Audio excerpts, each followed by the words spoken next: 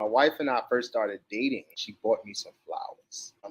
She romanced you. She romanced me. Got it. Is it weird to you? I mean, I'm still kind of trying to get comfortable with it. Did she hold the door for you? Yo, no, we're not. I could see a pedicure. Would you? Depends on his feet. That could be Mara's feet, and you can do it. No way, you about to be cutting up my hands. Yo, what's going on? This is the Tim and Tam Talks. All right, look, bring it home. Let's get into this. We're gonna have a lot of great conversations.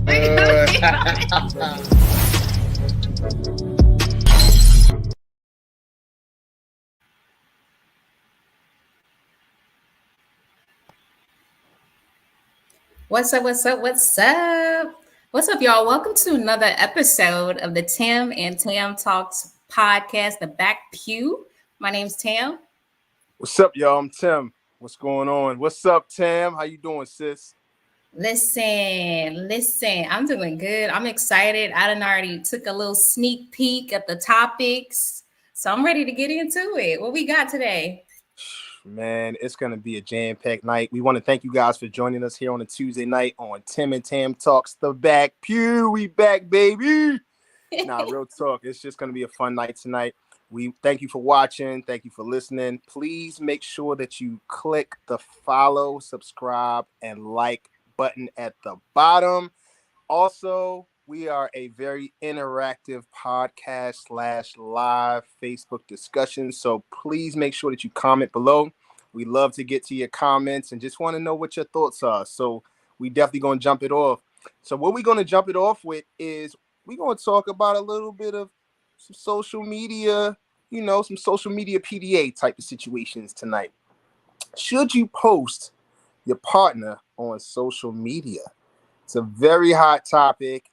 A lot of controversy when it comes to posting your significant other on social media. And so as a result, Lala Anthony came out and kind of gave her question of the day type of situation on her IG. And she pretty much wanted to know. So take a look.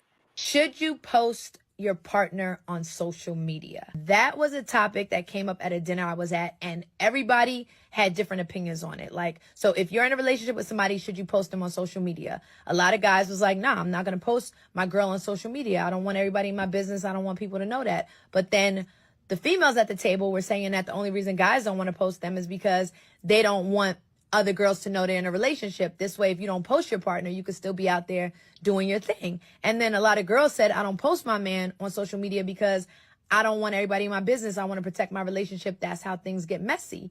So like, should you post your partner on social media or should you not? Also, is there like a deadline? Like, okay, well, we've been dating for 6 months. So now you should post me on social media. Like, what is the time frame? Like, when is it the right time?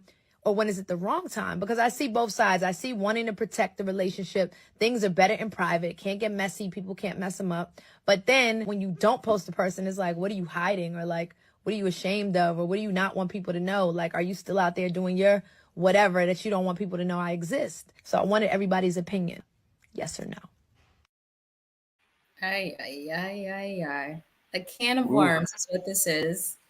We opened it up tonight, Tam. So what say you? Why would you put it on me first? Wow. Okay. As you were drinking water. I know. I was trying to like ease out of it. Wait a minute. That is water in that bottle, right? It's water. Water. All right. So should you post your significant other on social media? Are you married? Are we talking about dating or married? Are we talking about both? I'm talking about both.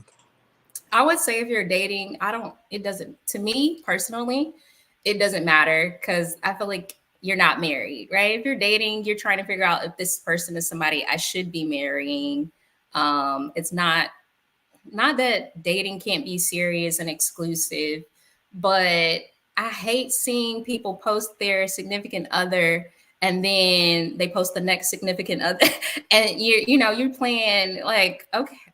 Oh, I guess they got a new person. So for me, if I'm dating you, I don't necessarily care about whether or not you post me. If you decide to post me, cool. But pressuring somebody to post you while you're dating, I think is a little much for me. Just me. I like my privacy. I don't like people to be in my business. However, if I were married, I would absolutely want my husband to post me because I'm going to be my man, all over my over my page. But what you got? What do you think about this situation?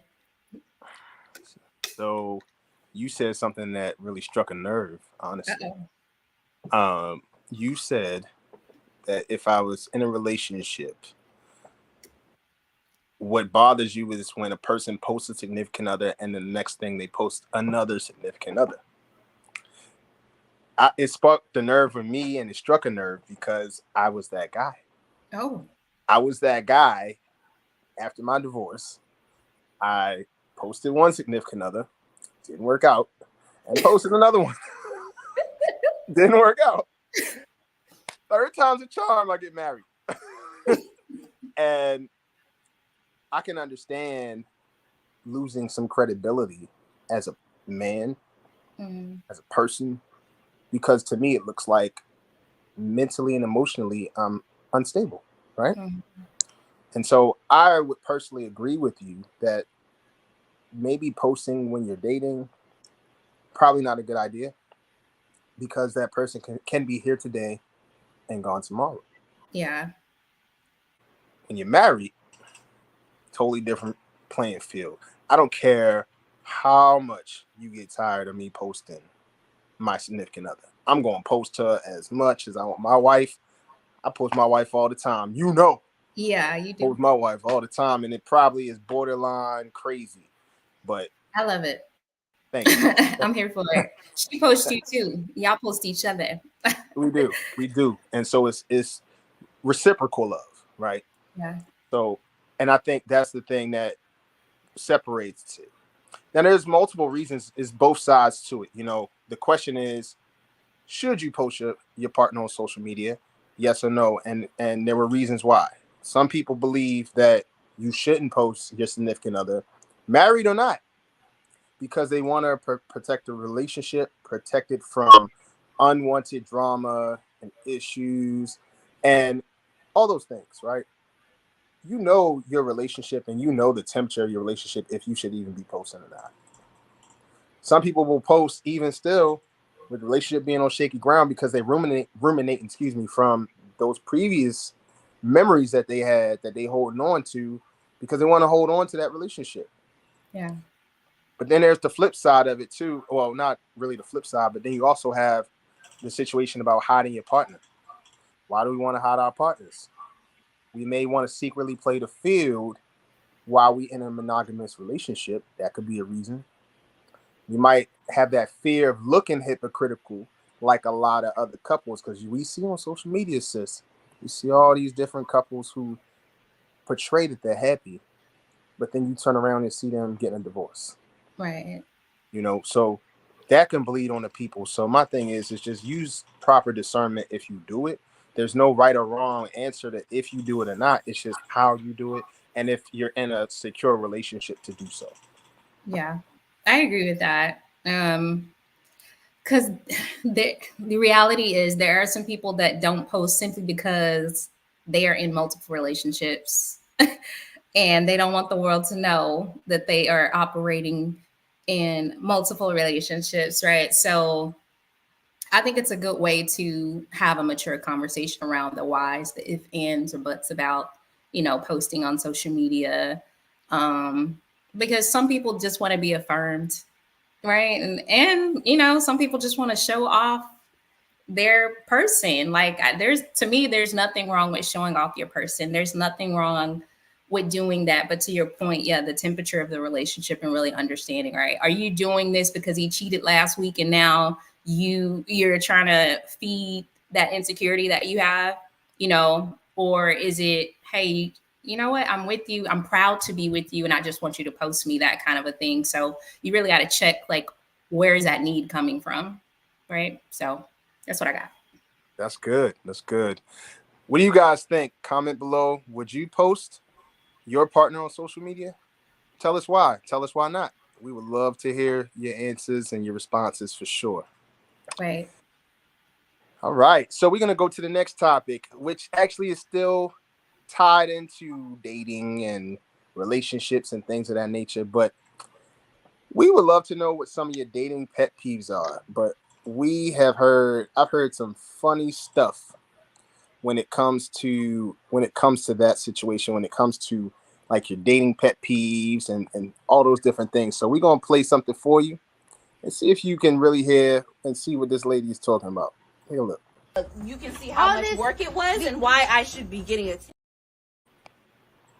Like, you skipping ahead. I'm ready to talk about that one too. Oh, you want? Oh, we gonna talk about that. But overall, though, even with the dating pet peeves, actually, there was more of a note. But IG pretty much had a woman come up and talk about what her pet peeves were, and one of the pet peeves she said was that she didn't like when a man doesn't have follow-up questions. So, what's your thought on that? Have you ever been on a date with someone who doesn't like you'll talk about yourself and have all these different things that you want to share with the person sitting across from you and they have nothing to say? Yeah. I was like, follow-up questions, but I think I know exactly what she was referring to. I hate when I'm getting to know somebody and I'm like, how was your day? And they're like, yeah, my day was great. This happened. It was very busy. And then it's crickets. There's no, this is my day. How was your day? To keep the conversation moving. I don't even care if you ask me how my day was. Ask me something else because I just asked you the question. But a man, that makes me feel like a man can't lead. If you can't lead the conversation, this is just me. And I might be crazy thinking this way, but I'm just like, hey, can't even lead the conversation. I got to drag him along in this conversation. It's like pulling teeth. I don't like it. So if that's what she's referring to, I absolutely 1000% agree. What are your pet peeves while you're dating, Tam? I don't have a lot of pet peeves. I'm pretty accepting, I'm Pretty lying. accepting. I'm about to say no. Ladies and gentlemen that are currently watching, we are talking to the queen of hypergamy.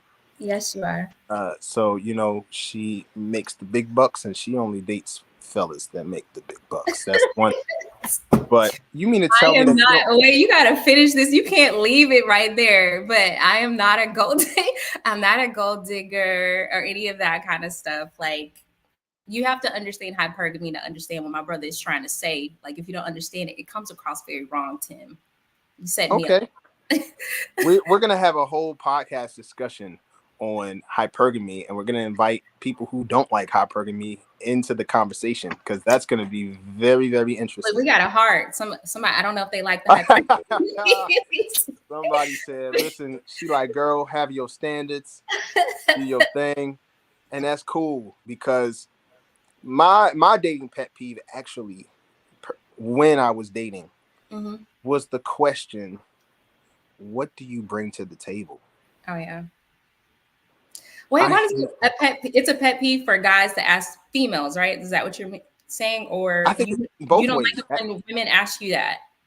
No, both ways. I don't like it both ways, and I'm gonna tell you why. First of all, I would never ask a woman. This has been a very hot topic that I've been talking to a lot of people about, but I know it's a huge pet peeve if you're sitting across from the table and somebody asks you, "What do you bring to the table?" You're going to have to experience me and my life, and you have to experience me based on what I tell you about some dreams, goals, and aspirations, and see if you can observe and watch me and see what I can bring from that aspect. Yeah. I think that's a huge thing that we can do. But to sit there and say, hey, so what do you bring to the table? I'm really not trying to tell you what I bring to the table because I'm really not trying to make sure that you just are eating from the table without receipt, without really giving, without really bringing something or contributing something to the table. So I'm not going to automatically tell you. And I honestly don't even want to know. That's why you date. You date to learn what people can do for the relationship, not just for that person, but what do they bring to the relationship. So if we get out of the mindset of asking, what do you bring to the table? This isn't a transaction, because that's what it seems like. Yeah, I agree with you. I mean, obviously, being on the opposite side of that table as a woman, I never like it when a man asks me what I bring to the table. Like, not because I don't have anything to bring into a relationship, but to your point, like, does that mean you're not going to court me and properly find out who I am as a person?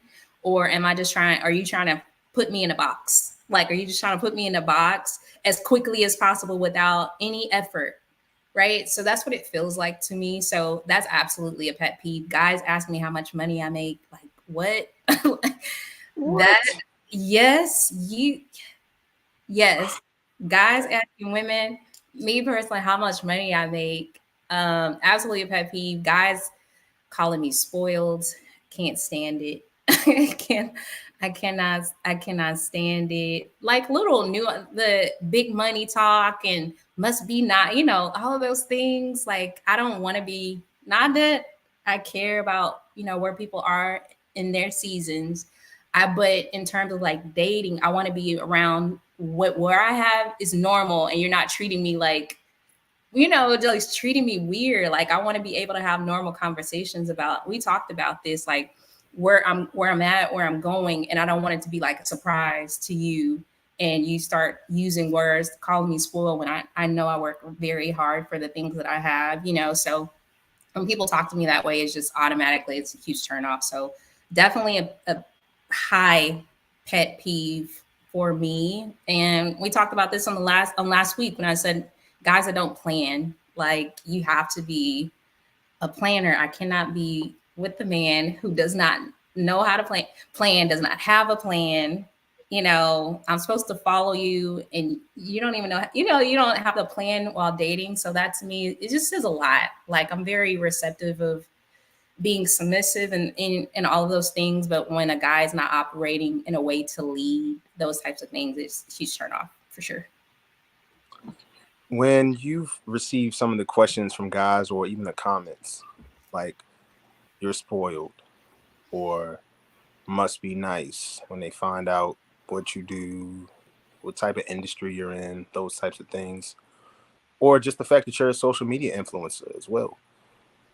Does it put up a red flag for you almost instantly from a standpoint of if they say things like that, does it make you feel like this person may be at risk of taking advantage of you? Hmm. Yeah, for sure. There's a level of vulnerability that as a woman I want to have in relationship, and financially is one of them, right? Financially is one of them. And although God has been very great, he's been amazing, I don't want to necessarily be in a relationship where a man is looking at what I have and not necessarily what he has, where he's going, because I'm not looking at a man for what he has. I'm looking at, are we moving in the same direction? Does our purpose align? Those types of things. And being in a relationship previously where I was taken advantage of in some ways, it scares me. Those kind of questions scare me. If I'm just being honest and vulnerable in this moment, it scares me to think that a man would want to take advantage of me or me put myself in a position where I'm being taken advantage of for sure. Yeah, that's real. That's real. Yeah, I think that we have to do a better job for sure. So, all right, y'all, we're gonna get into another interesting topic. We're talking about black men going to therapy. Now, that has been a very important topic in our culture for probably about the last 5 to 7 years. We have a lot of black men who are suffering in silence, and would love to get your take on this next video where you see a roundtable of about 6 black men talking about what therapy means to them. Take a look. Without therapy, it's almost like you're doing a boxing fight, but there's no break between rounds. And so therapy to me is like, it's like somebody rings the bell, you sit down for a second, and there's a coach that's been watching from the outside, and like, this is what you're doing wrong, this is what you're doing right, you're missing that, you're missing that, you're missing that, all right, go back in. that's kind of my best way of description of like therapy. I feel like we as black men have just gone through so much that we've had to put up these barriers and these walls to protect our mental state to be able to reach these mountains that we've been able to climb. Yeah. You know, that's a recurring thing in our experience as black men, is like having these experiences where we feel like our feelings are invalidated. But like, you know, really we need to take more time to identify what it is that we're going through.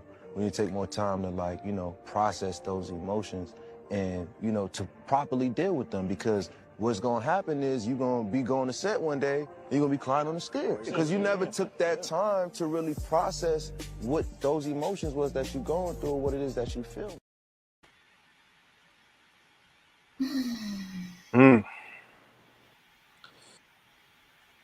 So, thought it was really interesting. Joey Badass, who is he plays forgot his name, but he's on Power Raising Canaan, and Neek from Power Raising Canaan. One thing he said was that black men don't feel validated emotionally. That could be very true. You have a lot of men who don't feel as though they have a safe place to land emotionally, not just with their significant other, but with family, parents, loved ones, friends. And when you don't feel validated as a man, you truly feel isolated. We automatically, for us as men, we tend to compartmentalize our emotions and feelings because of the society that we were brought up in. Brought up in a society where we weren't supposed to cry. We weren't supposed to show emotion other than anger. And we need a launching pad to be able to express those emotions as men, as women too, no question about it. Women are they're naturally more emotional. They're more in tune with their needs emotionally. So it's easier for a woman to have not just one therapist, multiple therapists in different forms. It might not just be your broke or your paid best friend, excuse me. But then you have, like, women have girlfriends, they have sisters, they have mom, because women are more prone to open up. Men need to feel safe to open up. And that safety, what that looks like, is just a space to be non-judgmental, to be who we can be, to feel free. Because we already feel locked up emotionally naturally. Does that make sense? Yeah. You know, what's interesting? I was having a conversation earlier today, and my cousin, he was telling me, I was telling him about like me. I was having a conversation about men and trying to get his perspective as a man, and he's like, well, you know, cuzzo, you have to allow people to have their human experience. And it, you know, it just dwelled on me. Like, I say this all the time, that women, we have to apologize for treating you guys like you're impenetrable, right? We treat you like that all the time because you're so strong, and we just expect you to be a certain way, being the man, that we forget that you also need a safe space. I talked about safe space a second ago, right? But we forget that men also need that safe space, and that you also need to be able to be vulnerable with us. And, you know, a lot of that is, I think it's some of us, because you still have women that don't respect men that are capable of opening up emotionally, right?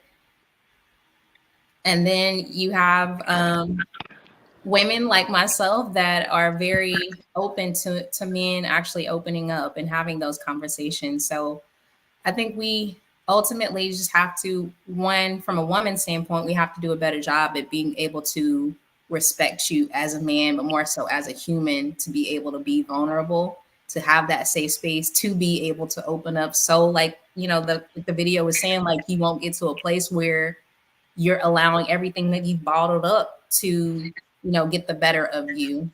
But I wish, like, it's my prayer, honestly, Tim, that, you know, more men would do it anyway, you know, despite what they feel like the reaction is going to be. because, you know, like you said, women, we gonna talk anyway. we don't we don't care what the reaction is gonna be. If we need to get something out, we're gonna get it out. And I wish more men were like that. And I think we have to press more men to be like that, because the number one cause of death is what? Stress in men, which is why, you know, men die earlier in most cases statistically, because you guys do, you know, you bottle all that stuff in. So my thing is, as a woman, just giving men advice is just like, yo, just, you know, let it out anyway, even when you feel like it's not going to be well received, because balling it in is only hurting yourself. That's real. We cannot bottle our emotions in, not anymore. I had done a live podcast discussion earlier this summer, and I was on stage, 3 other great brothers, and one of the brothers asked me, "Does therapy work?" And I was so excited to answer that question. Yeah. And I was like, "It does work." I said, a lot of times, therapists are the anti-venom to your poison. Your poisonous thoughts, your poisonous ways. And just like Daniel Ezra said, he said it's like ringing the bell. The therapist is like ringing the bell on what you've done right and ringing it on what you've done wrong and what you can improve on. And what that does is it births another level of vulnerability within yourself, that you can learn how to cope with different triggers that you face. So therapists are there to guide you out of certain things from your past, the triggers that you've experienced from your past, so that they can walk alongside you in a different light. But you have to be vulnerable with yourself and be vulnerable with them, so that you can get the healing that you need and deserve. I'm sorry that whatever happened to you happened to you. And if anybody's never apologized for what's ever happened to you, then let me be the first to tell you I'm sorry. But at the same time, you got work to do on yourself to heal from all those traumas, those generational traumas that you faced. It's going to be passed on to your children. It's going to be passed on to people that come in contact with you. So we got to be very careful, men, to take care of ourselves.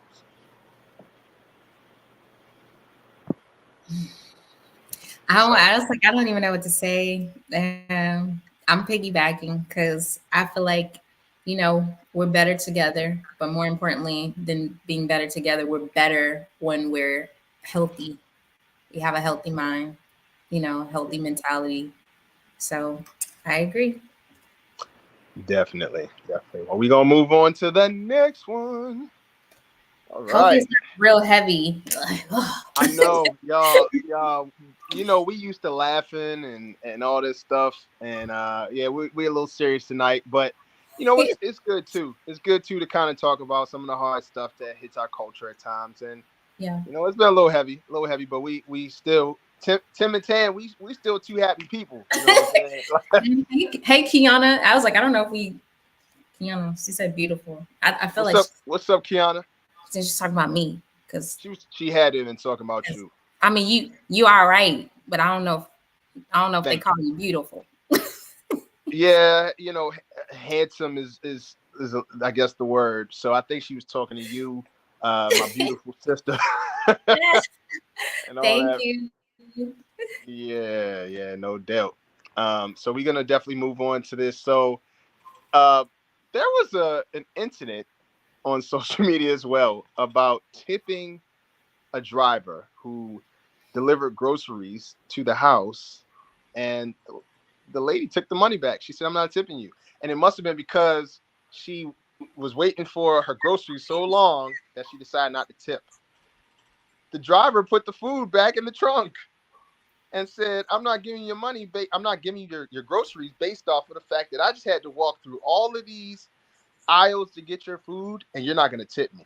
So take a look You can see how All much this- work it was and why I should be getting a tip because of how much work No, this you was. don't deserve Yes, a tip. I You do. certainly don't. Why do I not? You're When crushing this the was- ramen noodles for I'm one not with crushing it. anything. Yes, The you ramen are. noodles are perfectly fine. I don't need you Why would you anymore. get a tip? They're not for you anymore. I just told you why I should get a tip. They- I had to pack all of this in my car and I bring it paid to you for guys them. and unpack it. You did not pay me. You paid the You paid the I paid for delivery this app. food, okay? You paid the Confirm the order. It's my property. that doesn't Or do matter. you not guys understand can what just property get your is? refund back so that I don't have to deal with you guys anymore. No, you're gonna lose your job. No, and at this point, I'd rather lose my job than have to deal with you guys. Kenna said, not the noodles. Not the noodles. The ramen noodles are important, man. The ramen noodles, we do not play about the noodles. Kiana says, not the noodles. Oh man, that's hilarious. What you think about this one, sis? Hot mess. Okay, 2-part. The entitlement on this tipping nation we live in. I don't know what happened after the pandemic. It wasn't this bad pre-pandemic with the tipping stuff. But afterwards, I feel like I'm tipping everywhere. I'm tipping at McDonald's for some weird reason these days on the inside. Like what is really happening? And when you go to other countries, you don't like tipping is like very taboo. You don't tip in other countries. So this whole thing with the tipping, weird. However, we're in America. Let me get back on American soil. I get it. We're supposed to tip. It's the right thing to do. I myself have been a server making $2 an hour. I get it. I did have people that didn't tip me, but you think I act a plum fool when I got no tip? No. They're tipping you based on your service. Maybe if you were nicer giving her noodles, maybe she would have changed her mind on the tip. But I guarantee you, she's like, oh, I'm glad I didn't tip because look at this poor experience that I'm having. Yeah. It's hard to really say because one, she had an attitude. If she was nice, this whole scenario played out. She was nicer. She didn't get the tip. I would 1000% be on her side. It's just hard to be on her side when she's being rude. But I think the lady should have gave her some tip. Something. I don't know what that is. What you got? This whole situation is silly. You are totally right. In other countries, it's frowned upon when you tip. But I get that you have a job. I get that you have bills, all those things. But tipping is discretionary. It's still a choice. No matter how unfair that choice is, it's still a choice. I've worked as a server too, making the same thing, 308, 260, whatever it was back in the day. And there were times where I wouldn't receive a tip, and it wasn't because of my service or lack of positive service. It was none of that. It just was I didn't get tipped, and you feel some kind of way about it, but you still have to be respectful. Yes, the woman probably should have tipped her. We'll give her that. But my thing is, on the flip side, black folk, why we gotta act like this? Why? Why we gotta act like this? Like, it just keeps seeing stuff on social media where it's us looking like a fool. Now the company's doing it like Tam said. You have McDonald's asking for a tip. You have all these other places. Soon enough, Target's gonna be asking for a tip at some point. It's gonna be a lot of different companies doing it, but I just feel like we look the most silliest, arguing and going viral over the dumbest things. That's just me. So let me ask you this. Have you ever not tipped someone? Absolutely. Yes. Why? Because of poor service. That's the only reason why I won't tip, or at the most, I'll tip is 15%. Yeah. They'll get something in most cases. I think I might have, out of my 37 years of living, I would probably say I've probably not tipped maybe twice. I think that's not too bad, y'all, right? Hey, drop in the chat have you ever gone somewhere, received poor service, and not tipped? Or have you just gone somewhere and not tipped just because you didn't want to? Drop it in the chat. We want to hear from you let us know guys. what y'all think. I'm gonna tell you this. I've been several places and I've not tipped my server like you because of service. I feel like the tip is because of service. You're not cooking my meal. All you gotta do is walk and bring it to the table. So I expect quality service. I expect you to refill my drinks, ask me if I want another drink. I expect all of that from my server, and my server don't provide that. Listen, you might get the bare minimum, but if you're being rude, you're not gonna get anything from me at all. I work really hard for my money, but I tip very well. Like if you ever went to dinner with me, Tim, I do this thing when I have great service. I always ask the server, all right, how much do you want to tip? I literally ask them, how much do you want to tip? I'm curious. What if they said? Literally. And sometimes, like, if they're young, they be like $20, like $20. And I was like, that's it? Like, is that how much you think you're worth? Like, I pour life into great servers. I was like, is that how much you think you're worth? And they were like, I don't really know. So they might say $20. I might give them $50 if they don't really know their worth. Sometimes I'll go for like $200. I'm easy. I paid $200 tip on a $300 meal before. So for me, it's like, if you give me great service, I'm going to pour back into you because it takes effort for you to give great service. I mean, working is not easy. You pick this job. So if you make it easy for me to not have to cook a meal and enjoy my dinner, then I'm going to make it very easy for you to go home with a smile. And that's just it. This is coming from the woman once again. I ain't gonna say it. $200 on $300 tip. Listen, meanwhile, I'm taking my phone out and I'm no. Just write it off. Just write it off. Meanwhile, I'm like, record some social media stuff, make it a business meeting. I'm like, so this bill was $285. Take the 1 over the 6, and we got 20%. I didn't even know what that 20% is, but fortunately, they have it at the bottom of the receipt. They want to make sure if you go to now, you probably don't pay attention to this. I don't. Whenever I take Allie out on a date, typically at the bottom they'll tell you, based on what you spent on this meal, the gratuity 18% is this, 20% is this, 22% is this. But when you go to a upscale restaurant, it's first 20% is this, 22% is this, and 25% is this. The gratuity is expected to go higher because of everything. So yeah, I think it's hilarious to me, but I think it should be discretionary in my opinion. All right, we got some comments coming in. Shanika says, yes, when I go out, I'll start with a $10 tip in mind, and then I'll deduct $1 for each time service is poor. Taking too long for my drink order, forgets about the table, etc. Oh, snap. She's a beast.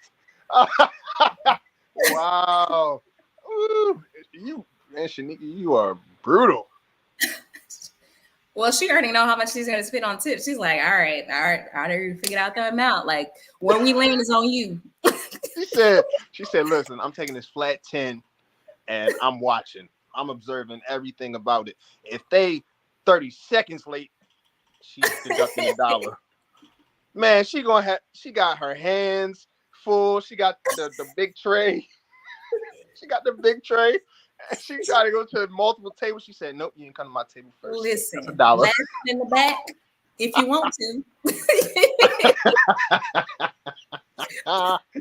Oh, I love it. I love it. What else? What we got? What else we got, Sam? The next comment says, if it's a restaurant, I'll tip super low, like $1 or $2 for bad service. I think that's clear. I always tip at a restaurant, pick up orders, never Uber, only for exceptional service. I've stopped at an ATM in a taxi, showing my age, to give a big tip. A big tip to a struggling taxi driver. Uber Eats, mostly no. I'm already paying a lot for the service. LOL. She feel said, you. listen, I'm not paying that. DoorDash, Uber, all these places where they're charging you, because first and foremost, they upcharge you on the whatever you're ordering, because it's not the same price from the app to the actual place. So they're already upcharging, and then they charge you service fees, and then whatever driving fee, and then all right, you want a tip on top of that? No, I don't want a tip. And then they have the audacity to automatically put the tip in. It's 20%. It's 20%. No. It burns me up every time I see that. I'm like, 20% after the service delivery fee is like $9.99, which goes in their pocket, right? Doesn't that go in their pocket? I have no idea where my money goes. Just flies away. It just flies away. And like you said, you could get something from Wendy's, right? And you could get something, just a regular chicken nuggets meal. We know that meal is $8.99 if you walk inside the restaurant. Why am I spending $22 for the same meal? Exactly. I don't understand. I'm with you, but I still tip just because I'm this kind of person. I'd be mad. I'm mad tipping, but I still do it. Uber is making hand over fist. That's why they located in Silicon Valley, ladies and gentlemen. That's why.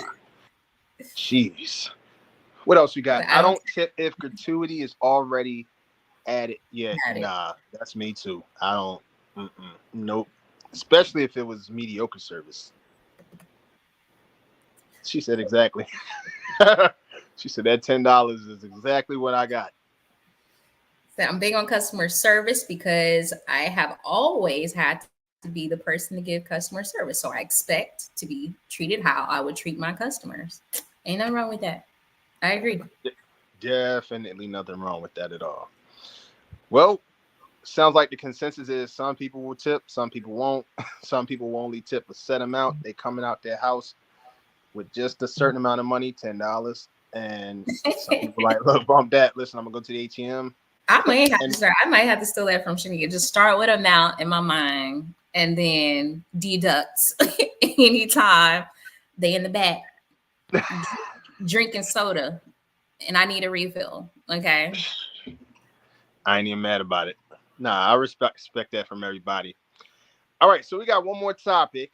We're gonna talk about something that's been trending online. It's about Tyrese and his ex-wife Samantha Lee. But before we do that, we actually have a special guest. We have a guest who has watched the show, who has definitely wanted to, put in his contribution. And I know this brother. We went to elementary school together, so he's a dude he's a good guy. Definitely a guy that I definitely have enjoyed talking to and catching up with, and he's doing great things in the Baltimore community, the Baltimore Randallstown community. He is one of the co-founders of Church Lane Power Hour, which is for the youth, is for the adults, the grown adults, is for everybody, just for fitness, wellness, mental health services, as well as just overall fitness services as well. So without further ado, I want to introduce my man, Mr. Jarrell Anderson, coming into the StreamYard. What's up, my man? How y'all doing, man? How y'all doing? What's up, everybody hear me? How you doing? Everybody hear me? You good? You good, fam? How you doing? Perfect. Oh man, listen, I'm blessed, man. I woke up this morning, so everything's everything, man. Love it, man. Love it. Well, thanks for joining, man. We are proud to say that you are our very first guest that we normally bring in. We definitely keep it, kind of keep it between the two of us, but we just said, we want to make it interactive. So, welcome to the back pew. You sitting in the back pew like church, man. Preach. I definitely appreciate it, man. Thank you. I definitely appreciate it, man. You definitely got a good show going on, man. And I like y'all chemistry together, man. So it definitely makes for a fun watch, man. I'll say that.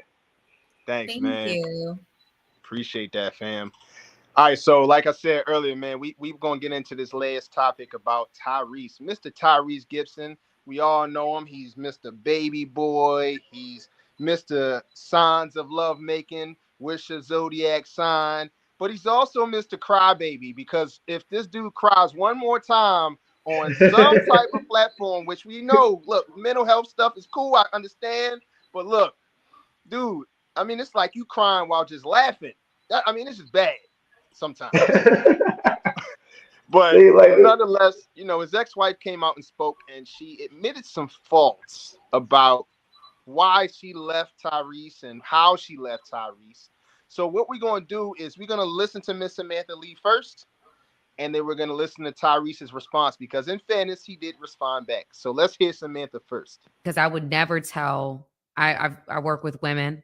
I would never tell a woman to walk through that in the same frame of mind I was in when I did it. And when you say that, but what frame of mind was that? What do you mean by that in particular? I was very, very hurt. I was very angry. And I remember like when I made like the decision, I was like hysterically crying on the phone with my attorney. That was not the person I should have been on the phone with when, like, that's a whole nother conversation. But anyway, I was hysterically crying. And I was not in any position to make that decision. I was extremely emotionally intoxicated. We can be intoxicated with our emotions. Right. So that was Samantha's take. What we're going to do is hear Mr. Tyrese's take real quick. Have a listen. All right. Hold on. Look, man, I was not going to respond to this video of my ex that's now gone viral. She is loving it. Congratulations, you went viral again over something else that you said, because you're trying to build up your YouTube page and get your followers up. Listen, man, listen. If you had people in your ear that influenced you into leaving your husband and your 1-year-old child, your innocent 1-year-old child, we both were divorcee kids, grew up in toxic environments, torn in between our old family, new family, stepfather, stepmother. That's a life that we both lived. And you packed up a 1-year-old, put a COVID mask on top of the Ring cameras, and I was literally in an airplane on my way home to fight for my marriage and my family. You're heartless. Ooh. You're heartless. Whew. Those are some harsh words, right? I think he was being nice. Y'all put some comments. What y'all think about these videos that my brother Tim just played for us before we actually dive into it? Tim, I don't want to start. I'm just going to throw that out there. You don't want to start, huh? I don't want to start. You don't want to start? Well, you know what? We got a guest in our house, in the house of God. We got a guest in the house of God in the back pew. Yeah. So we're gonna let the guest of honor start. So Jarrell, what say you, my man? Bro, listen, that's sick. Like, first of all, just break down. She tried to hide her leaving by putting a COVID mask on the Ring camera. Like, she knew she was wrong. Like, and yo, that's what's wrong with us today. Like, yo, we don't. This instant gratification, everything is not going to be all rainbows and sunshines. Like, what I realize is this: like, I watched my grandparents. My grandparents had 65 years of marriage. Like, I don't think that most of us will even experience or fathom what that takes it to make a relationship last that long, because we as people now don't care about making it last or making it work. Like, we rather go somewhere, jump ship, and start anew instead of fixing on the problems that we have. Like, and then that, like, on top of that, like, if you are so weak-willed that you can let somebody talk you into doing something that you have no business on doing, or don't feel like you really need to do, like, it's so disgusting. Like, I can't blame Tyrese for calling her heartless, because at the end of the day, what else can you call a lady that does something like that? Now, I'm not saying that, like, they might have not had the best relationship, but I'm pretty sure he didn't deserve them leaving out in the middle of the night like that. Like at least, like, and he said he was coming home to fight for his family. So it, to me, not only did you give him like that, not only did you not give him that opportunity to fight, but you already knew it was over. So it was a ploy for something else. Like, so was it for a money grab, or was it for like, now are you doing this for attention? Like, how can I believe anything that you say out your mouth and believe that it's real when all these things now are starting to come out? Like, if you felt like that from the get-go, that somebody was in your ear that shouldn't have been, what made you leap? Like, what made you be like, you know what, I'm just gonna go with that? So yeah, like, I'm sick about it. Like, it's disgusting. So I feel you, man. I do. I think that, like, I respect your opinion wholeheartedly, man. And I appreciate your take. I would say it's multiple layers to this. Okay. We don't know what was going on behind closed doors, like you said. Like, we just don't know. And if we're looking at it from Tyrese's side, if Tyrese was coming home to fight for his marriage and that was the discussion, I could see where he could feel some kind of way. On the flip side,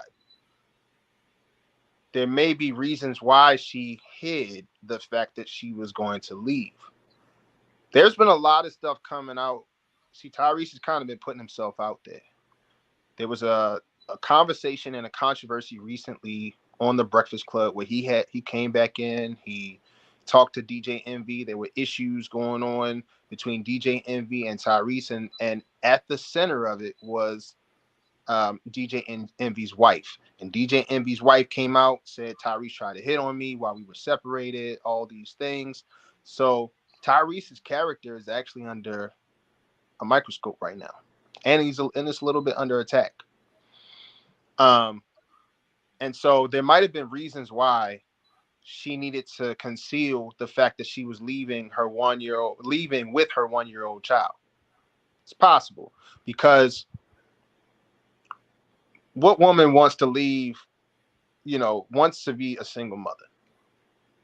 I'm looking at it from that standpoint, but I'm also looking at it from the standpoint of if they were trying to work it out and she chose not to do it and she chose to conceal it in other ways, then I do think she was wrong.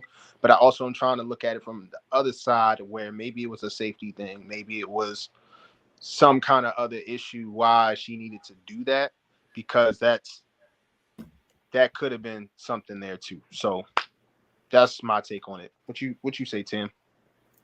I'm going to agree with you in terms of layers. And I'm going to say that because it seems like Tyrese is very verbal about what she did or the reaction. But what is not being talked about is why he needed to come home to fight for his relationship. That's not being talked about. I have not heard her, me personally, I have not heard her blasting him about what he did at all. But it sounds like her response was one like a trauma response, right? An emotional response to something that had to happen where he needed to come home to try to fix it or fight for his relationship. So I know we overuse narcissism, but I'm going to use it. A narcissist will do something, and rather than saying and owning what they did, they will more so point the finger and say, but you left though. But you left. You could have just stayed. If you knew you loved me still, you could have just stayed here. How dare you leave me with a 1-year-old? But you're not talking about why she left.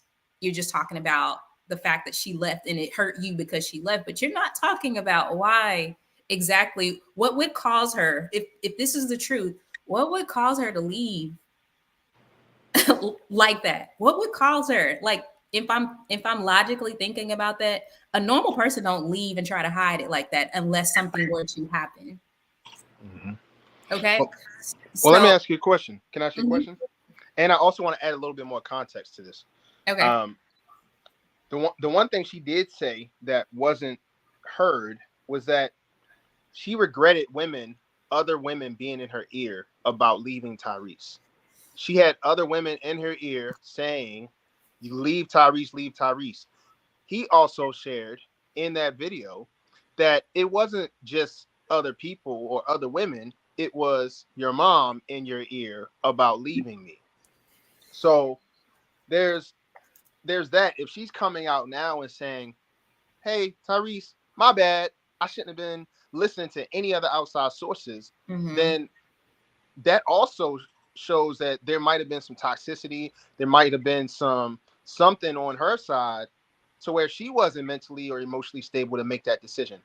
Maybe it was postpartum depression because she had just had a baby. I don't know. Yeah. Might have been extra things that were going on, but how she handled it, she's coming out and admitting fault to it as opposed to bashing him. So that's just me playing devil's advocate for a minute, just on that. Like, who showed us the blame in that situation? Yeah. I mean, the thing is, I feel like she's owning the blame. It sounds like, he's like being very condescending. Oh, you going viral. Congratulations for your YouTube. But I didn't in this clip, I haven't listened to the whole video. In this small clip, I didn't hear her bash Tyrese. I didn't hear her say what Tyrese did, why she left. I just heard that, you know what? I was very, very emotional in this relationship and I left. Had I known then what I know now, I probably wouldn't have left. I probably would have stayed in my marriage, right? So I hear maturity and accountability in what she said.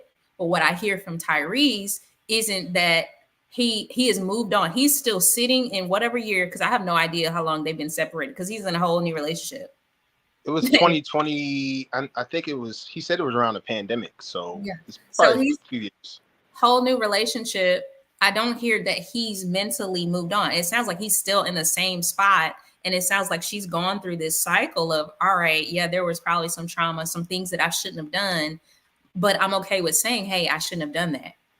Yeah. So for Tyrese to kind of dig at her and, oh, you're doing this with social media. And I don't know. I was like, I really don't know why she's online. It sounds like she was just telling her truth.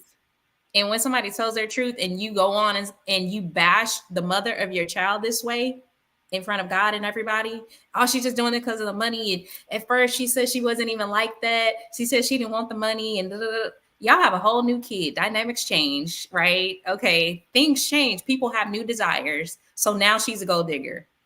It's just like, I don't know. I feel like Tyrese is doing a lot of blame shifting, and I'm trying to figure out why. Is that from a place of he's still hurt and he hasn't healed, or is it from a place he loves her and this is his way to try to get her attention? Like, I have no idea, but to me, it just comes across not very manly at all. See, I don't know, like, because at this whole time, like y'all said, it's never been really discussed on like what really caused the breakup, and like to me, both sides haven't really spoken about it. Like it's almost like they dancing around the topic, like instead of coming straight out and saying it. And I think that's one of the issues. Like sometimes like we talk and communicate, but we don't comprehend. So maybe they have an issue with communication or something that happened so bad that sometimes when egos get involved, people push instead of just owning up and saying, you know what, I apologize, this is what happened. And then when it gets to a point that it's too late, like the damage is already done, the bridge is already burnt, like what do you do? And neither one of them want to admit to what the other or that they themselves have done. So at some point it has to be more to the story, so that way we can honestly say who was right or wrong. But reality is, either way, both of them right It now sounds like are she's dead admitting wrong. some stuff, right? Doesn't it sound like she's admitting where she's wrong in some of these cases? Or are you just glossing over the fact that she said, had I known better, I shouldn't have had people in my ear? Are we dismissing the fact that she owned she had the wrong person? No, Nah, we gonna gloat about this. Apologize. We got a sister apologizing. We gonna take this one. Oh yeah, Literally, we gonna take it. blame shifted. She could have said Tyrese is like trash. He was a horrible husband. Yeah, I made the right decision. Like she could have did that, but she didn't. She just said, honestly, I kind of wish I would have kept my marriage. Honestly, I was very emotional. Honestly, I was making decisions out of emotion. I mean, didn't she say that? Yeah, she did. Like how? Like sometimes I guess because she's like the way she's in the spotlight. To me, it seems disingenuous. Because if that was the case, like if they separated so long ago, why did it take this long for you to admit to what you have done? Like it's almost like okay, everything is starting to die down. I'm losing traction. Let me bring this back up, or let me get some more follows. And I'm not like, and I'm just playing devil's advocate. Like Yeah. don't like I definitely appreciate the fact that as a woman she definitely apologized, but the apology somewhat to me is it's just like maybe it's a little too late. Maybe that like it would have been better if she would have said that to Tyrese herself, and like when she was asked that, she could have diverted the question and said like, you know what, that's not for society to know. That's between me, God, and my husband or my ex-husband. Now it like now then if Tyrese would have came out and was like, yeah, she apologized, da da da da da, and he to start huffing and puffing, then we can be like, okay, Tyrese, you acting real childish right now. Are You you know, gonna say but that? At what point do you say Tyrese is acting real childish? Or are you gonna keep giving him a pass for his behavior? oh no. Tyrese is like that. He's the king of childishness. Like, listen, but I guess at this point we already know he's like that though. You know what I mean? Like, it's like accepting an alcoholic for being an alcoholic. Like, a leopard can't change his spots. We already know who Tyrese is, and we're just finding out a little bit about his ex-wife now. You know, if anybody told me Tyrese was going to act like this when she left, I wouldn't be like, "Oh my gosh, I never expected this from Tyrese." I'd be like, "That sounds about right." Like like it's one of those things. So it's kind of bad because he's always like when he is in the spotlight, it's always for something for something outrageous and outrageously childish too. Like he had that little beef with The Rock. It always childish.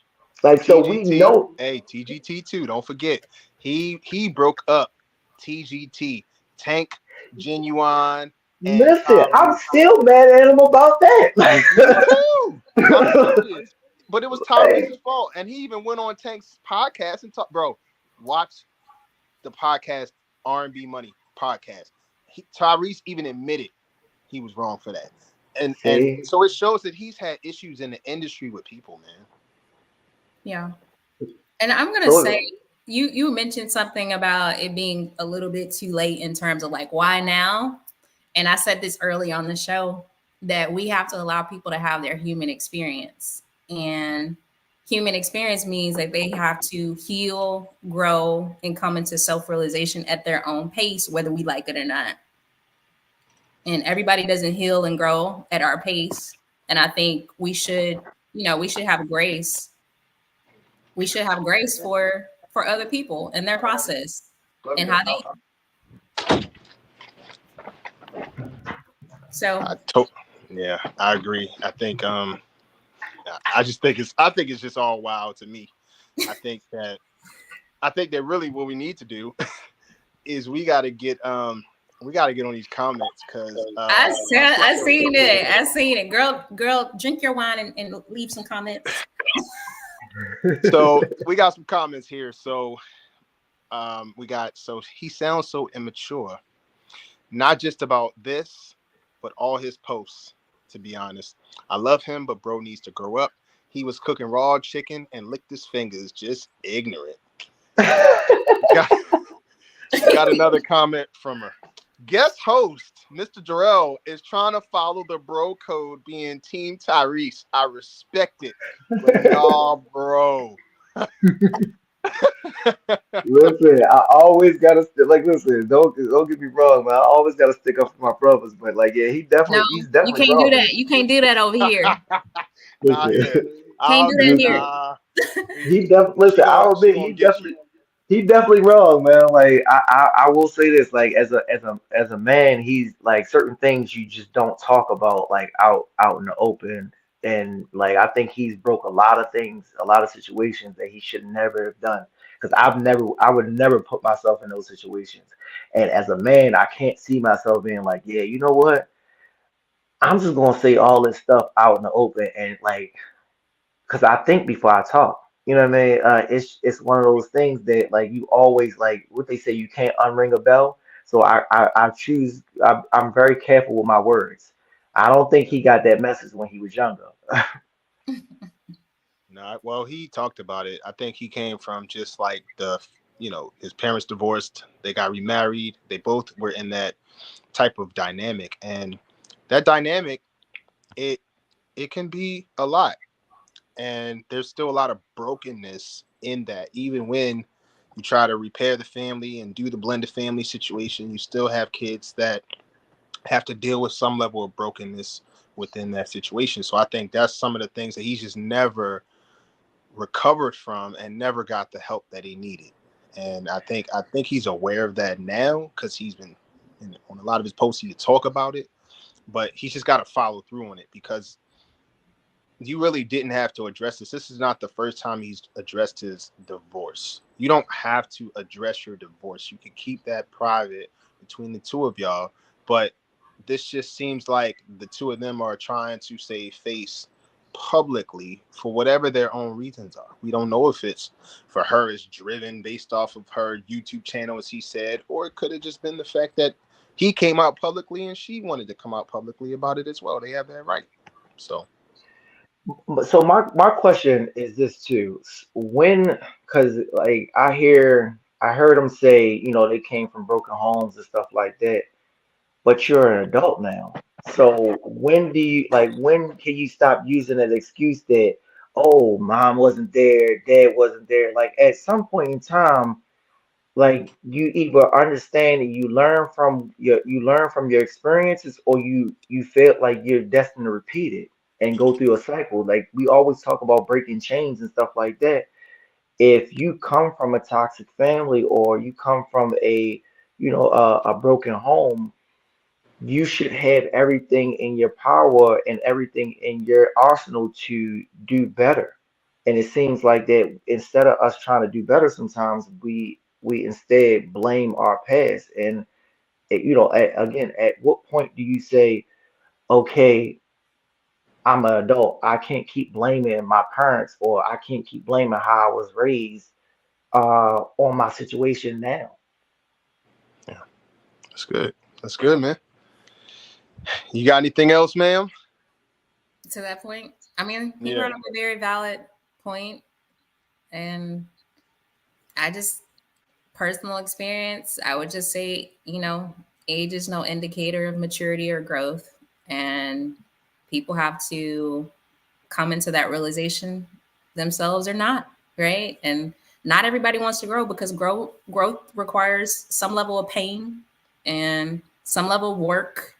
And not everybody is, I won't say they're equipped, but not everybody just wants to do it. Not everybody wants to unpack their trauma. Not everybody wants to own and own their mistakes through the trauma that they made. So we have to show up with grace.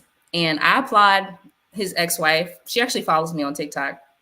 I applaud her for being able to speak out, because somebody, believe it or not, somebody is watching that. A woman is watching that, and they're rethinking their decision on getting a divorce because she said that.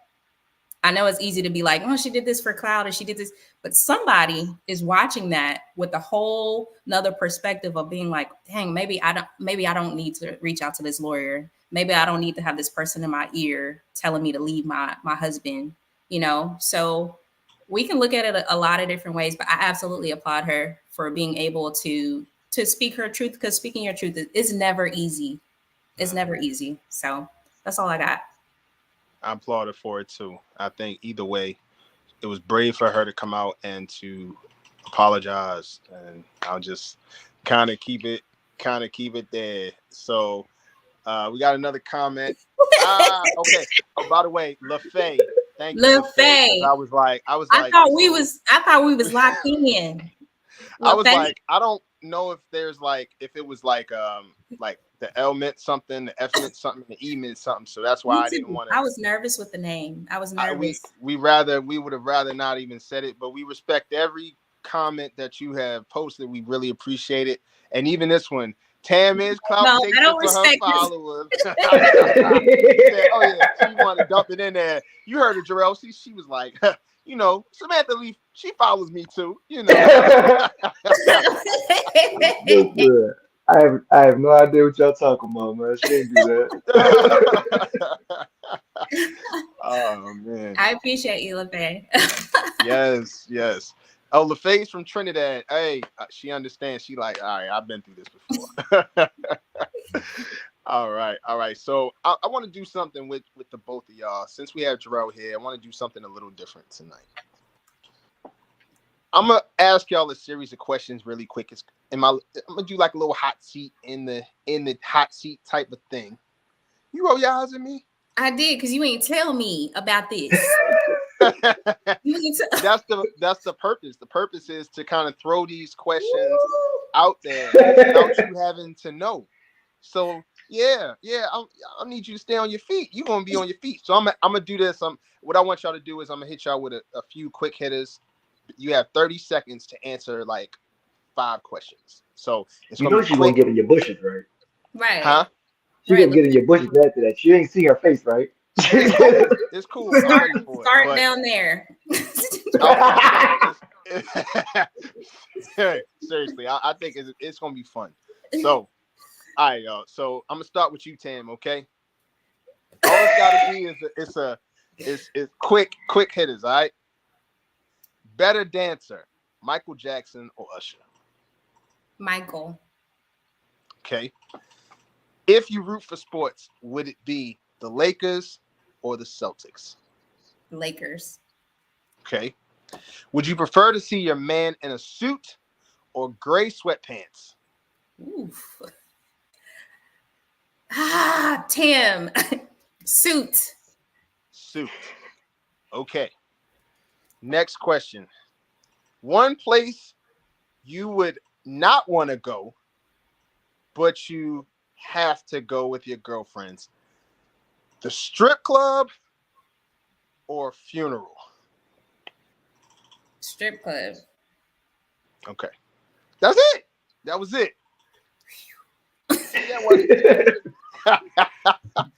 It was not too bad, right? LaFay's like, it's the sweatpants for me, dog. All right. That was tough. That wasn't tough. That was tough. All right. Well, all right. Next, I'm gonna get you, Jarrell. All right, you ready? I'm good. Right. Let's go. Better dancer, Michael Jackson or Usher? I have to go with Usher, man. Okay. I'm gonna go Usher. Okay. Would you rather go out on a date with Christina Milian or Shanti? Give me Ashanti. Shanti. Okay. Coach Carter or Above the Rim? Oh, definitely Above the Rim. Okay. Would you prefer to see your woman in a sundress, or would you prefer to see her in boy shorts? Give me the sundress. Okay. All right. Last question. This is for all the marbles. If you're watching sports radio or sports talk shows, would you rather hear Stephen A. Smith or Shannon Sharp? That's horrible. Give me Shannon. Like that list, man, he got, like, it drives me crazy, but I can't stand Stephen A's vocabulary sometimes. Give me Shannon. Give you Shannon. All right, y'all out the hot seat. That was easy, right? Yeah, it wasn't too bad. So LaFay had a few more. Jarrell not sleeping on Mike. Oh, you sleeping on Michael? She said. I'm not, like, listen, I'm not sleeping on Michael, but what I'm saying but is, you did like, though. I didn't. Like, listen, y'all told me the truth, and I picked what I felt like. Listen, don't judge me for my choice. Like, I'm sorry. I like Usher better, man. I ain't even mad at it. She also said, "Hey, Ashanti." So Ashanti was a good one. She said you would choose a sundress over boy shorts. Interesting. Yeah, it's like, listen, just the fact that they call boy shorts is like, I'd rather had a sundress. Like, let me see your most feminine, man. Like, I can't with the boy shorts. Like, are we hooping together? Like, cut it out. Yeah. Can't do it. You must have No, not seen the boy shorts we talking about. no, listen, it's nothing like you don't understand. It's nothing like a sundress, man. Like, Literally said the Look, same thing. She's like, you clearly have not seen boy shorts. no, like y'all The ones that clearly sit right at the edge of our booty, just no, straight. y'all haven't seen the sundress. That's what it is. Like y'all just be putting I'm not. sundresses on Should I say? it. Should I inform her? Should I keep it real with her? I'm Oh gonna my tell god. you. Yeah. I'm gonna keep it a buck. So I understand why Jarrell says the boy shorts. It's nothing like seeing. It's nothing like seeing the Mm. entire print through the back of those sundresses. That Great. is a fact. That is a fact. Now, on the flip side, bro, I would have to go boy shorts because man, boy shorts are to see the cheek hanging out, bro. To see the cheek hanging out, Mm. bro, is uh and hey, my wife is gone. She need to come home and put some boy shorts on. Jesus. But bro, I'm just telling you, the boy shorts is great. But hey, I can understand seeing the dimples coming out the sundress too. It's a thing. It's a thing. Just saying. Listen, that's why we got sundress season. Like that's the whole reason. Like every year is boy. I mean, every day can be boy shorts, but sundress season is just I get it. I get it. It's called sundress season for a reason, right? facts. LaFace says Oh man. I should put you in the hot seat. So now I gotta No, this was my game. This was my listen, game. it's viewer's choice. What you mean? Viewer's choice. Absolutely. Look, Put listen, Tim in that LaFay. hot seat. Listen, LaFay, we about to kick you out the back pew. All right, you ready? Let's go. All right, we're gonna start with what you started with. So Michael Jackson or Usher? Michael, definitely. For you, sweatpants or business suit? Oh, suit, definitely. Suit. All right. Movies, Harlem Nights or Life? Oh. Mm. Ooh. Mm. Oh, this is tough. Oh, that was a good one. Y'all not gonna like me for this, but I'm gonna say Life. It was close though. It was close. Well, you got some more questions for Tim for the hot seat? Ah. Oh, y'all ganging up on me tonight. That's what Oh we yeah, doing. listen, we gonna double team this, man. Let me see if I can think of one. Late nights or early mornings, man. As far as what? Oh, wait. Where are we going? Where's Biblical this going? things. No, listen, late nights or early mornings. Do you like do you like to have a late night session or do you like to have an early morning session? I love to have a late night session. Love it. Yeah. We are PG-13, guys. We all adults here. Oh, God. Okay. What? Anything else? You got anything else, bro? Oh, what's your best season? What's the best season for you? Fall. Summer, winter, fall. This is my Look, season somebody right said now. late night. Somebody said late night. Late. Hey, Demetrius, what's good, B? Late nights. That's how we do. Yes. Something about it. I'll see you at church. Cause I kicked her out the back pew. Oh man, Demetrius said fall. Yes, brother. Yes, sir. Oh, one more, man. Neil Long or Vivica Fox? Oh, Nia Long. Nia Long. Nia. Mm-hmm. Yep. Prime Neil Long or like prime Vivica Fox? Prime Nia Long and current Nia Long, because I now would like I respect because Nia it. Long is timeless, while Vivica is one donut short of obese at this point.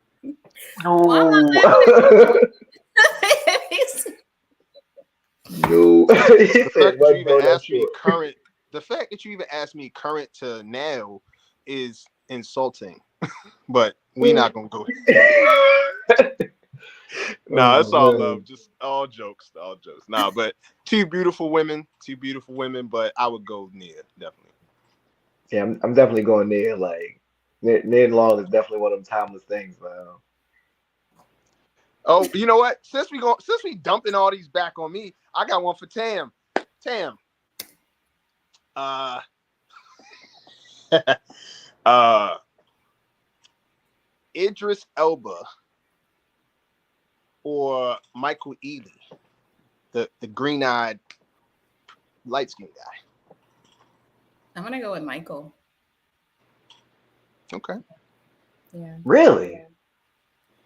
Yeah. He said that surprise. He's like, really? I did like, 'cause listen, don't get it twisted. It like it's a difference. Like yo, he got the accent, he got the build. Like Michael Ealy is like small. I would think that you would go more so of a husky, a dark chocolate dude. You know what I mean? Like Ailey is really one of those like he kind of on the fence. Like you might be able to rough him up. You know what I mean? Like Oh, no, he looks fine. I have actually a fun fact about both of them. They've both been like named the most beautiful, sexiest man on the planet, both of them. So you can't, I guess in her eyes, you can't go wrong, but I guess, LaFay says that she just likes the light-skinned brothers. Is that I do accurate? not discriminate. now we get to the bottom of it. Oh, good. Look at my brother Demetrius. He said, "Oh, so you don't know that dark is in now." Listen, I like all flavors of this shaded rainbow. Okay. See, like that's the same thing I was thinking. What she said, that's the same thing I was thinking. You Like, can't have a better skin routine than me. Michael Ealy is in the bathroom for like 2 hours getting ready. Like, yeah. Y'all on this. No, that was fun. Thank y'all for playing. Definitely thank y'all for playing. All right, so we're gonna definitely get down to the bottom of it. Final thoughts, Tam. Why don't you hit us with probably 2 or 3 of your final thoughts for the night? Listen, I don't know where to start. I guess I'll start at the top. I feel like we didn't get through all of the stuff we were supposed to talk about. But I'm okay with that. I'm okay with that because we had a special guest, so it is what it is. What all else right. didn't we talk about? What we got? Oh, was it it's the Cheesecake Factory lady, Yes. right? Okay, real quick, y'all. So there was remember last week we showed you guys how this woman went on a date at the Cheesecake Factory. She refused to continue the date because of her date taking her there. Well, she received a lot of backlash over social media and all those things, and so as a result, she came out and she spoke on it. So take a listen. Hey guys, this is Alicia. It's been a while, but there have been quite a bit of things on my mind.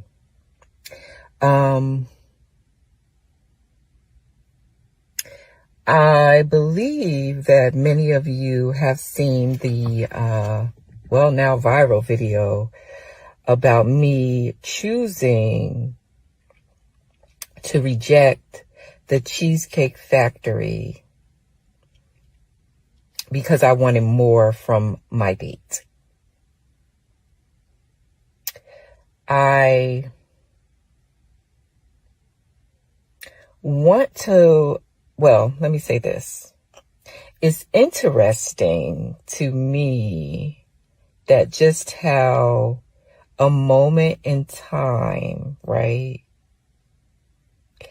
can shape how so many view you.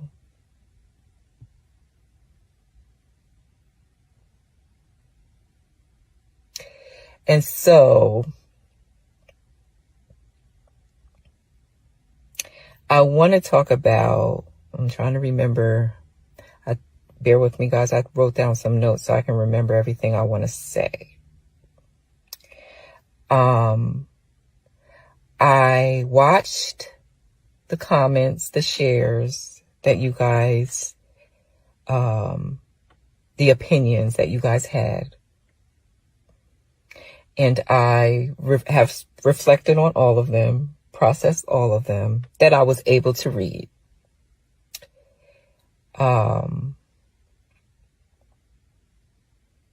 Many of you have been vocal about how entitled I was, how I misused this man. And I want you to understand that my mission has always been for women, to empower women, for women to feel respected, cared for, not be misused, or abused.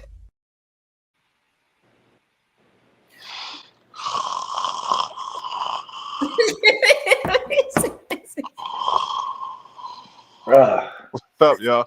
Jeez, That we and back rap now. shortage. Like, where's the Dave Chappelle skit with the wrap it up? Like, She took 7 seconds in between sentences just to finish pretty much a main paragraph talking about she wants women to feel respected. Where in the heck do you see women being disrespected by going to the Cheesecake Factory? I'm not trying to be funny, but I'm trying to understand that women, please put it in the chat. I mean, is there something that I'm missing where that man did anything wrong other than try to take a woman out on a date at the Cheesecake Factory? And because she's like, I need to stand up for women and I have to, speak up for women. On what? I'm curious. I'm just trying to understand. listen, with all due respect, I think it's disrespectful to take somebody to the Cheesecake Factory anyway with that trash food, but that's my opinion. But My wife did the same thing. Okay, listen, that's she like could have just said that let's then. yeah, let's start there. Like, she probably was upset that they went there because that food is horrible, and like, no disrespect to the Cheesecake Factory, but like for what they kicking out, I ain't with it either. But she was talking about some nothingness though. Like, let me say this, like, especially since that list came out with the top, like, the dates that you shouldn't take a woman on. Like, it's just starting to get reckless. Like, we can't take women nowhere. Like, I remember back in the day, like, and it may be wrong or not, but like, I remember when you can go to Fridays on a weekend, have fun. You can go to places like that without somebody questioning or without somebody saying that, oh, this date is too cheap and stuff like that. I think we become too enamored with going places and stuff like that. It's bad, man. It's really bad, but to each his own. I'll say that. Like, but man, yeah. I don't know, man. Tam, what say you? Let's get into some of these comments. It's going down in the comments right now. So let's get into what's going on over here. LaFace says superficial. And then That was superficial. She followed up with saying, just say, honey, I don't like this restaurant. Let's go to X, Y, and Z. And that's why she's single, basically. And then she also followed up with, she hates the Cheesecake Factory. See, I told you I wasn't the only one. Demetrius came in and said she doesn't know the difference between respect and being what's the word? I'm a little slow. Pedestalized. Pedestalized. Thank you, Demetrius. Demetrius bought that PhD education out. Listen, use my good eyes. And then LaFay came back and said, not a downgrade for everybody. Just communicate, honey. You don't have to do all she did. Shanika comes back into the conversation. Look, now I gotta use my good eyes again. She says, got all the backlash she deserved because people won't admit it, but many of us allow social media to influence our lives and the expectations we should have. She's downplaying the Cheesecake Factory because unfortunately, everything we do is from elite perspective. A man is not worthy enough if he doesn't take a woman to an upscale restaurant. Having a 50-50 relationship is such a crime, and a woman wants to be treated with morals of Big Mama, but not realizing Big Mama loved Grandpa. It's not giving me all the all the comment, but my feedback to this is she said a lot of nothing. Obviously, she said nothing. I could have took a nap in the amount of nothing that was said. I did see that her and the guy actually went on to another podcast, and she was very apologetic, and she said she could have handled the situation better. So I think getting on live, talking about you wrote out some stuff and you read some comment, like, I don't really care about that, girl. You embarrassed yourself. That's really what it boils down to, because you tried to embarrass this person you were on a date with. You thought you were embarrassing him, but you end up embarrassing yourself. And the reality of it is, I go to Michelin star restaurants all the time. And if a guy wanted to take me to the Cheesecake Factory, I wouldn't react that way, right? If he gets to know me, then he knows what I like. That's the whole point of dating. Like, y'all don't even allow people to get to experience you, to learn what you like. And then even if that's the case, right, you felt that way, he pulled up to the cheesecake, why not say that? Why wait till he gets out of the car to try to open the door for you like a gentleman, and then you lock the door like an idiot, and he's like, okay, do you want to talk about it? And you're still recording. Like, that would have been a perfect time for you to say, hey, I don't really like the cheesecake. I know I was late. You had to wait on me. Is there somewhere else we can go? You know, I know a spot. Like, he did all of this planning just for you to ruin the plan. You were late, and then you tried to embarrass him on top of that. So for me, she's getting absolutely what she deserves. I hope she soaks this in, because a lot of people have done really great things after being a fool online. So hopefully she turns the situation, monetizes it in some form, becomes a better woman, learns from it. But I don't think that a lot of men are going to be taking her serious just because of the way she carried herself in that video. Yeah, very superficial. She got exactly what she deserved by when she said, I've read every single comment. Well, yeah, you should have. And you should have a level of humility after reading a lot of what was said about you, because it was true and accurate. And you have women coming out saying that's not how they would have handled that situation. LaFay and Tam have both said you could have kindly asked this man, hey, I do not like the Cheesecake Factory. You could have said, hey, I'm not a fan of it. Can we go somewhere else? There's a respectful way to ask that. If I'm dating a woman and a woman says that to me, I'm not going to be offended that you don't like the food here. I want you to have a good time. And if you're not going to have a good time here, you could tell me, hey, make a suggestion. I'm happy to take that suggestion and we can go somewhere else. You know, but don't embarrass me. Don't have me looking stupid. Now I'm viral for no reason, for trying to be a gentleman. Man, I done just picked the poisonous apple off the tree. This is just ridiculous. So she's getting what she deserved from my point of view as well. We'll get into a few more comments. LaFay says she missed the forest from the trees. She also said the Lord is like, I can't help this woman, as steady in her own way.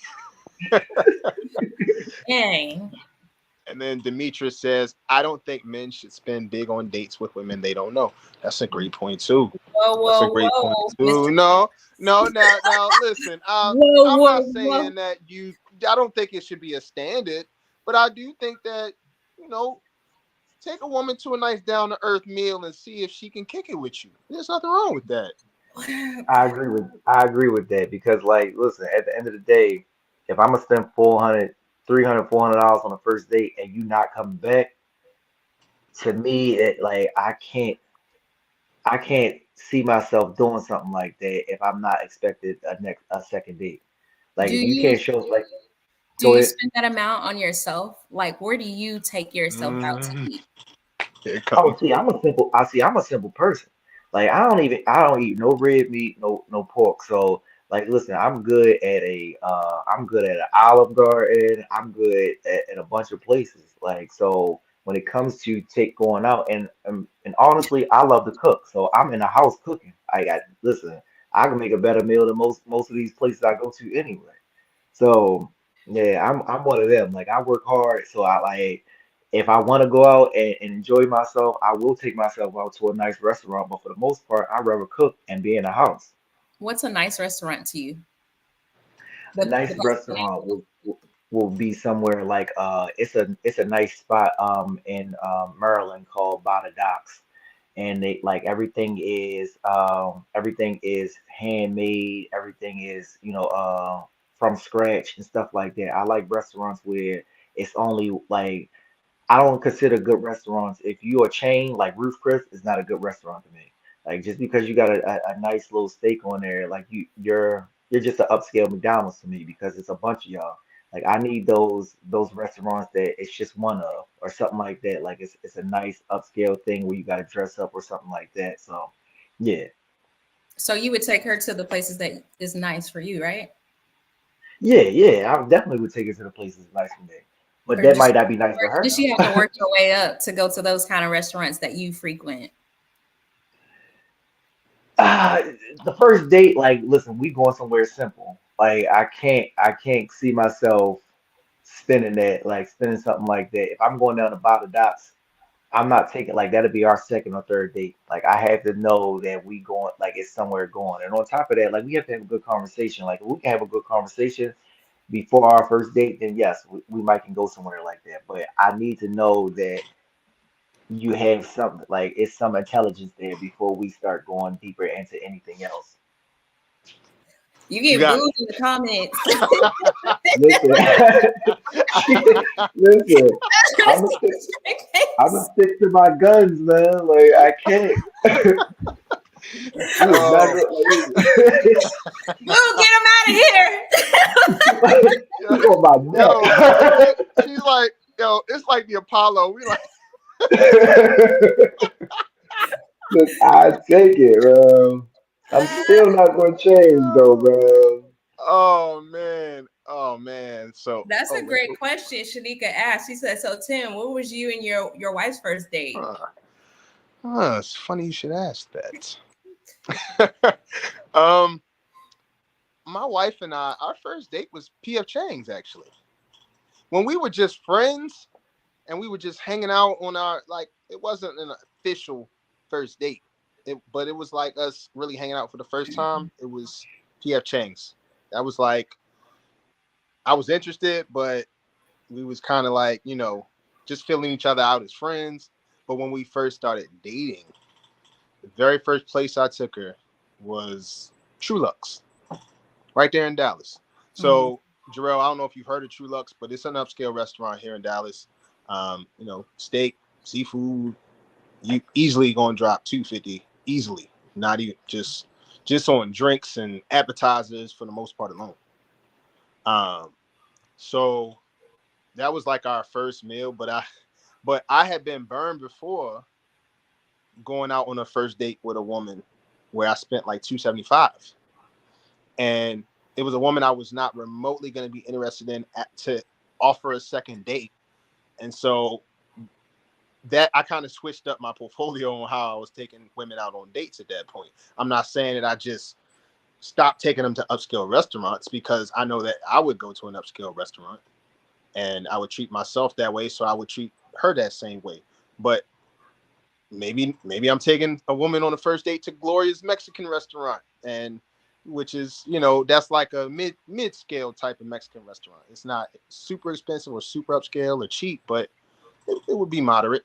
you know, so I would switch it up. But as far as that question with my wife, definitely like once we got into like a relationship, her first date was True Lux. But at that point, I already knew I was gonna pop that question. So with her, she gets splurged on any time. It doesn't even matter. Even today, I'll still drop 500 on her.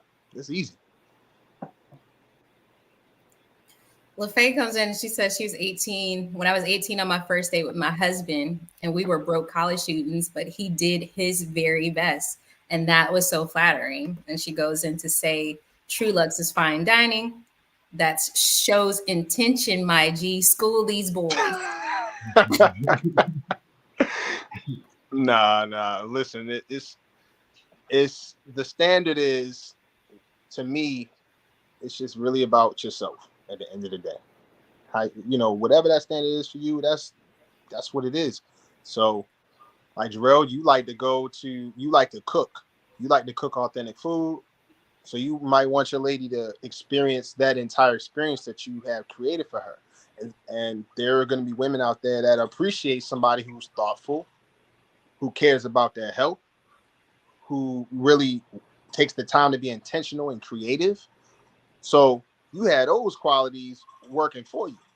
The only way you have it working against you is if you have a woman who expects or who wants to be treated in that way. And that's where it's like, that's where the pushback may come if that's not something that you're down for. But that's all about just a preference. Once again, it's no right or wrong. Right. I agree with that 100%. I agree with that too, man. I'm not that girl. Like, take me out. No. She said, nah, listen, when we not go there, like, yo, you could cook for me for like a year later, but I need to go out. Exactly. I respect that though. I think we all have different preferences, like Tim said. And on top of that, everybody doesn't like that. Some people just like to be homebodies. Some people like to be out and about. Like I'm more so of a homebody. Like I'm always like, cause I'm a plumber. Like I'm always outside. I hate being outside because it feels like I'm at work. Like I do restaurants, I do hospitals, I do schools. So going into those buildings sometimes makes me feel like I'm at work. Being at home just gives me that comfortability of being myself again. That's real.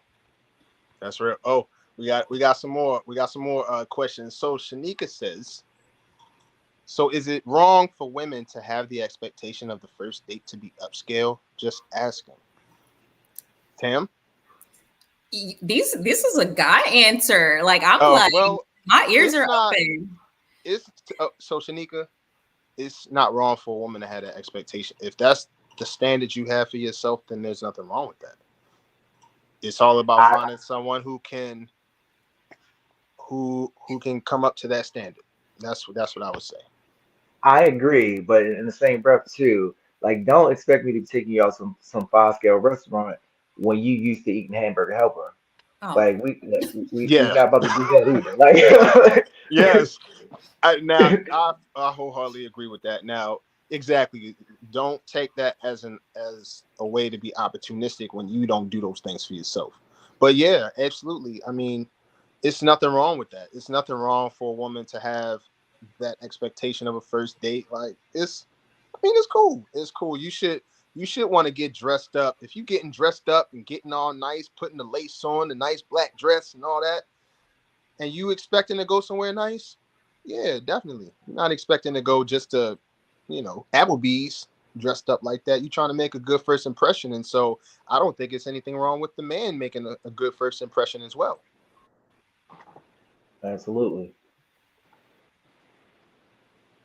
These comments been fired, man. I appreciate that. It's more to it. There's more to it. So LaFay has another one. Cooking is where it's at. My husband cooked spaghetti for me when we were dating, and he didn't know that you have to drain the pasta. Yeesh. I forgave him, but I digress. She's blaming our husband right now. I know her husband. They are hilarious people, man. This is nothing. They're hilarious. They meant for each other. That is hilarious. But yeah, it's the way you approach it, though. She also gave you some props. Said that's real, Jarrell. And Shanika has another comment. Only because I feel it's wrong for women to have that expectation, even though the first impression is everything. But another woman went viral because she refused a coffee for the first date. Oof. Man, it's just really tough out here in this dating world. It is like some like it's funny like because I think everybody says it like the dating pool has piss in it like so you cannot like it's like rolling the dice now. You got a better chance of hitting the lottery than finding a good person, man. Like it's definitely not how I remember watching my grandparents like it seemed like they fell in love with each other over and over again, day in and day out, like no matter what it was. And I think that we don't do that anymore. Like we so in a rush to show everybody what we doing. Look at me, look at me.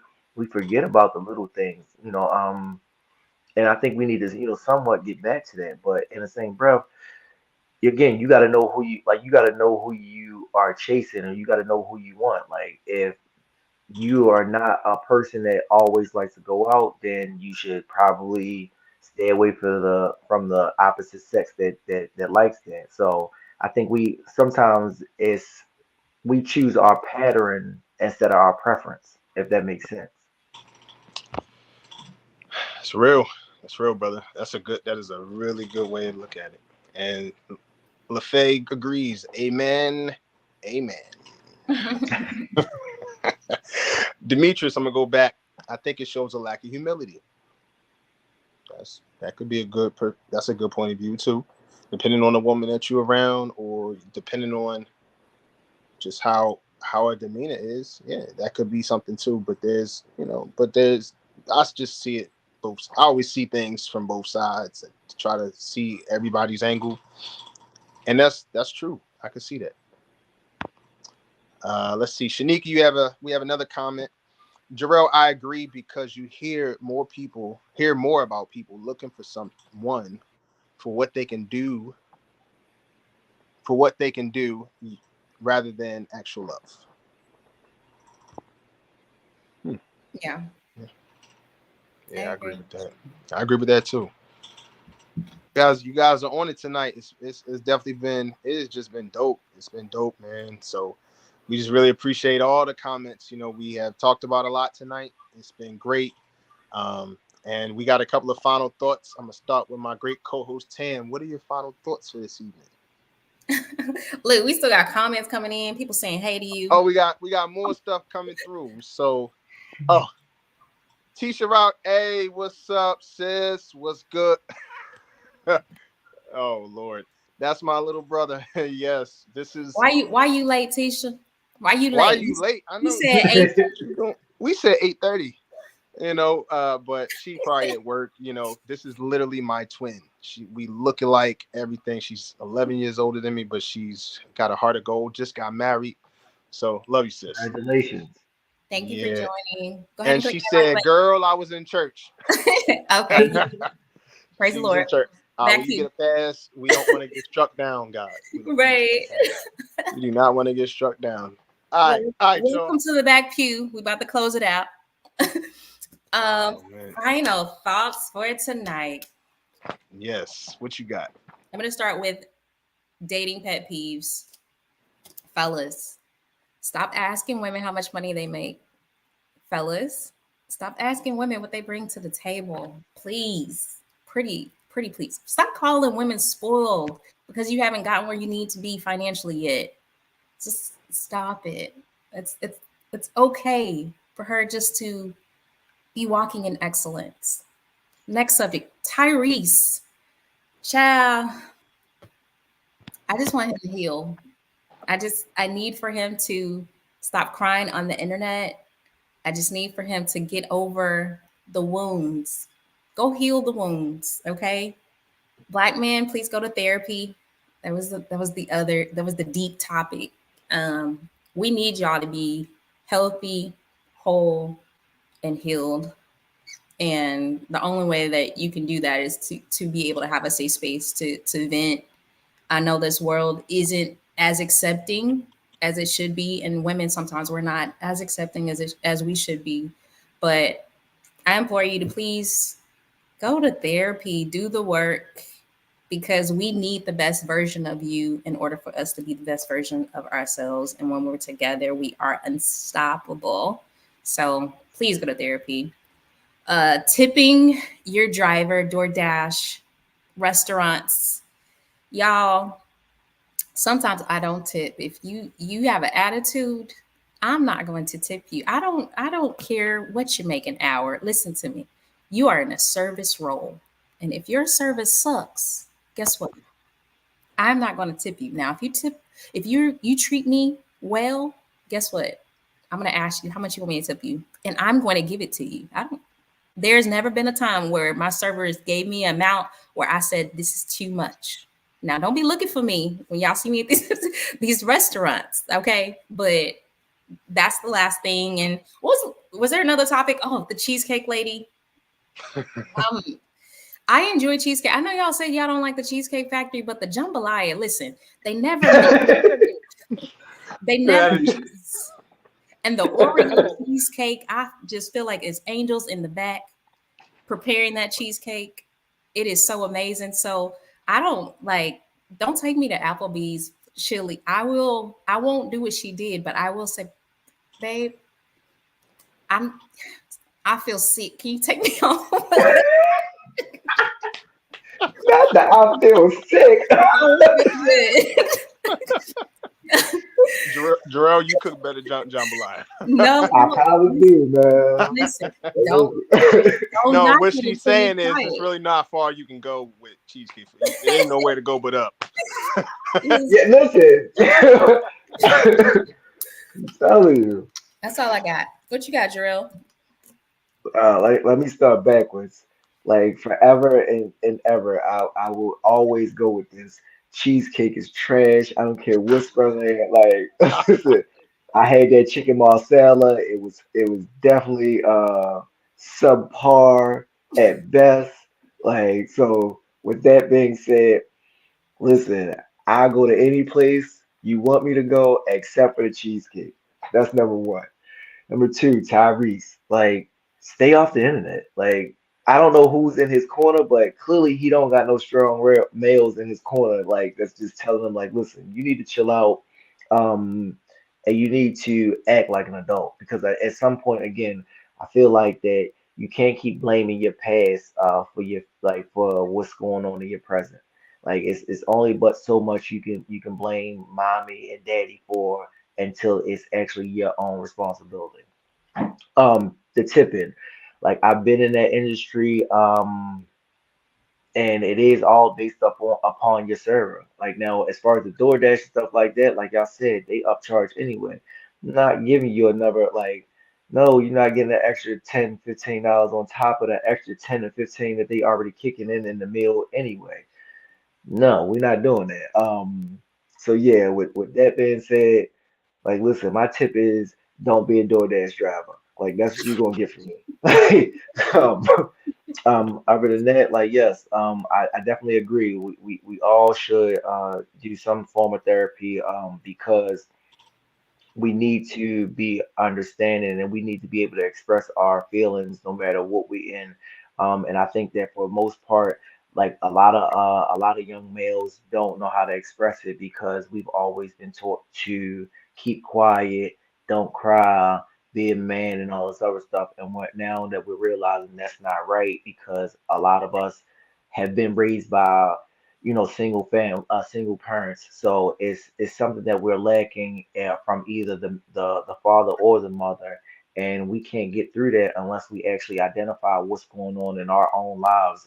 And we can't identify that unless we are talking to somebody that is specializes in therapy. So with that being said, like, listen, I used to do therapy, and I also agree that like we should do that, and for real, we should start reading more and staying off this internet for this social media cloud. Like that's another thing, but it's another topic too, man. So that's my final thought. Appreciate that, man. Appreciate that. And appreciate you, Tam, for your final thoughts as well. I agree with both of your final thoughts as I put a bonus for my final thoughts. Um, One thing we didn't touch on was should you post your partner on social media, that's at your discretion. That is at your discretion. I would recommend, based on my own previous mistakes,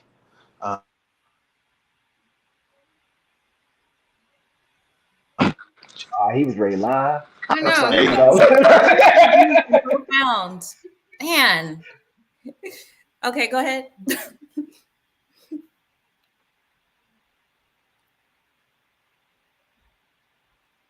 Can you hear him? I can't hear anything, Tim. We can't hear you. Man, ain't nothing but that devil. Listen, they've been trying to take him out. Like he was ready to go in, and I they was was about like, to say something good. Shanika had another comment. She said, I truly appreciate when I can tap into y'all conversation, even while writing my paper. I struggle with surrounding myself with people who have mindful conversations. Keep up the work. I love this show. Aw, thank you so much for tuning in and rocking with us. Tim, I just read this delightful comment. I still can't hear you. Still can't hear you. You're a mime.